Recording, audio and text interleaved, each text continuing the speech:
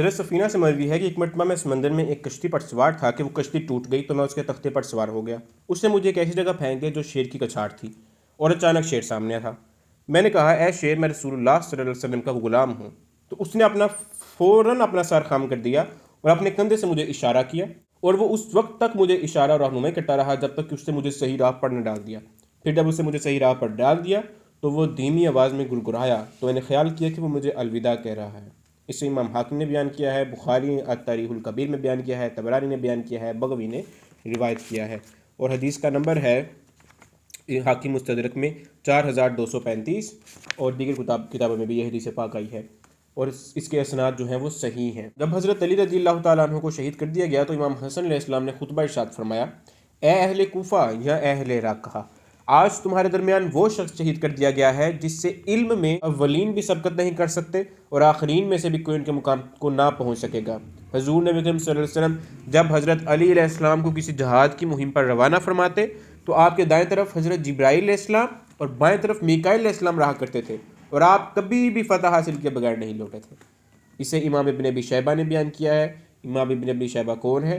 بخاری اور مسلم کے استاد ہیں، اور حدیث کا نمبر ہے 32094۔ اس کے علاوہ ہندی نے بھی کنز العمال میں بیان کیا ہے۔ حضرت حذیفہ بیان کرتے ہیں کہ میں نے رسول اللہ صلی اللہ علیہ وسلم کو فرماتے ہوئے سنا، میری امت میں ایک شخص ایسا بھی ہوگا جو مرنے کے بعد کلام کرے گا۔ اس حدیث کو امام طبرانی نے بیان کیا ہے، امام ابن ابی دنیا نے بیان کیا ہے، ابو نعیم نے بیان کیا ہے، بہقی نے بیان کیا ہے۔ اور آپ کہتے ہیں کہ پہلے کیسے پتہ چل جاتا ہے؟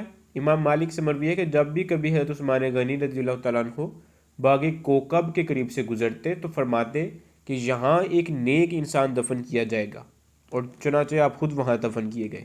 اسے امام طبرانی نے بیان کیا ہے، معجم الکبیر میں، ابن عساکر نے بیان کیا ہے، ابن عبد البر نے بیان کیا ہے، ابن سعد نے بیان کیا ہے طبقات میں، حیثمی نے مجموع الزوائد میں بیان کیا ہے، اور حدیث کا نمبر ہے 109۔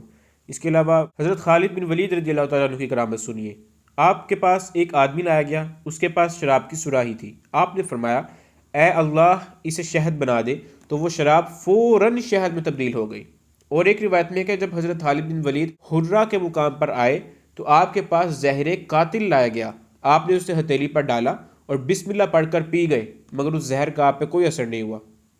اسے امام لالکائی نے، ذہبی نے اور اسقلانی نے روایت کیا ہے، اور اس کے علاوہ امام ابو یعلا نے، ابن سعد نے اور ابی دنیا نے روایت کیا ہے۔ اور حضرت سلیمان بن یسار سے مروی ہے کہ جہجہ الغفاری، یہ خارجی تھا، اس نے حضرت عثمان کا عصا، جو ان کی سٹک تھی جس پر وہ ٹیک لگاتے تھے، اپنے گھٹنے پر رکھ کر گستاخی سے توڑ دیا تو اس کے گھٹنے پر پھوڑا نکل آیا، یعنی کہ اس نے حضرت عثمان رضی اللہ تعالیٰ عنہ کے سٹک کی بے ادبی کی تو اللہ تعالیٰ نے اس کو یہ سزا دی۔ اس لیے اولیاء کرام کی، صحابہ کرام کی، انبیاء کرام کی تبرکات سے کی گستاخی اور بے ادبی نہیں کرنی چاہیے، بلکہ ان سے برکت حاصل کرنی چاہیے۔ اسے امام لالکائی نے بیان کیا ہے اور ابن ابی عساکر نے بیان کیا۔ یہ محدث ہیں، ان کی کتابیں احادیث کی، اپنی احادیث کی کتب میں انہوں نے اس کو بیان کیا ہے۔ اب آپ نے پانی کے درمیان سے چیرنے والا صرف حضرت موسیٰ علیہ السلام کا واقعہ سنا ہے، ان کا معجزہ سنا ہے، یہ کرامت بھی دیکھی اولیاء کرام کی۔ امام اعمش اپنے بعض دوستوں سے روایت کرتے ہیں کہ ایک مرتبہ ہم دجلہ کے کنارے پہنچے، وہ اپنی پوری روانی سے بہہ رہا تھا، اور اس دریا کی دوسری طرف کافی رجمیوں کی فوج تھی۔ پس مسلمانوں میں سے ایک شخص نے بسم اللہ پڑھ کر اپنا گھوڑا دریا میں ڈال دیا تو پانی ایک طرف ہٹ گیا۔ پھر باقی مسلمانوں نے بھی بسم اللہ کہا اور دریا میں کود پڑے اور پانی پر بلند ہو کر سلامتی کے ساتھ تیرنے لگے۔ جب اجمیوں نے ان کی طرف دیکھا تو کہنے لگے، پاگل پاگل۔ پھر وہ مسلمان سیدھے تیرتے چلے گئے اور انہوں نے سوائے ایک پیالہ کے جو گھوڑے کی زین کے ساتھ لٹکا ہوا تھا کوئی چیز نہ کھوئی۔ پس جب وہ دریا سے باہر نکلے تو بہت زیادہ مال غنیمت پایا اور اس سے آپس میں تقسیم کر لیا۔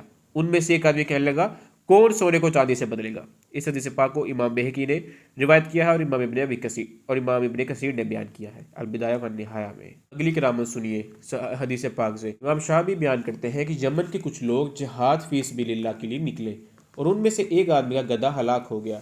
دوسرے لوگوں نے چاہا کہ وہ ان کے ساتھ چلے، لیکن اس نے انکار کر دیا۔ پس وہ اٹھا، وضو کیا، نماز ادا کی اور پھر یہ دعا کی، اے اللہ، میں دسنیہ یعنی جگہ کا نام تھا سے تیری راہ میں جہاد اور تیری رضا کا طلبگار بن کر آیا ہوں، اور میں گواہی دیتا ہوں کہ تو مردوں کو زندہ کرتا ہے اور ان کو بھی زندہ کرے گا جو قبور میں ہے۔ اے اللہ، مجھے کسی کا احسان مند نہ کر، بے شک میں تجھ سے ہی سوال کرتا ہوں کہ میرا گدھا زندہ کر دے۔ پھر وہ اپنے گدھے کی طرف گیا اور اسے ٹھوکر ماری تو وہ اپنے کان جھاڑتا ہوا اٹھ کھڑا ہوا۔ پھر اس شخص نے اس پر زین ڈالی، اسے لگام دی اور اس پر سوار ہو کر اسے دوڑاتا ہوا اپنے دوستوں سے جا ملا۔ انہوں نے کہا تمہارے ساتھ کیا معاملہ ہوا؟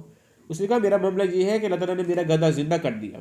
شامی کہتے ہیں کہ بعد ازاں میں نے دیکھا وہ گدھا کنانا یعنی کوفہ میں ایک مشہور جگہ میں بیچا جا رہا تھا۔